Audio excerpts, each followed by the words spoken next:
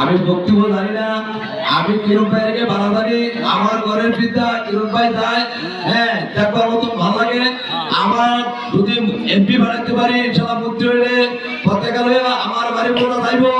আমি দয়া করে সবারে বলি, আমিও ইনশাল্লাহ ধানের ছড়া একটা করে ভোট দেব, তোমরা সবাই ধানের ছড়া একটা ভোট দেবে।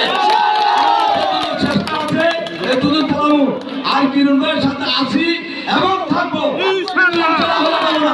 আমি এক কথা মানুষ, আমি এক কথা রাজনীতি করি, কিন্তু আমার নেতা ইউনুস নয়, কিন্তু যেই কোনো কাজ করতো কিন্তু আমার ডাক্তার সবসময় লেগে আর ভাষা আমি হ্যাঁ এবারে কিরণ সবসময় তো রাখছই প্রমাণ সহ।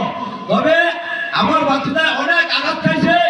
আমি একটা কথা বলতে চাই নেতার কাছে, আমার বাচ্চাদের আমরা সবসময় থাকি স্টেপের ভিতরে সবসময় 1,000 টাকা আমার খরচ হয়, দিলে খরচ হয়।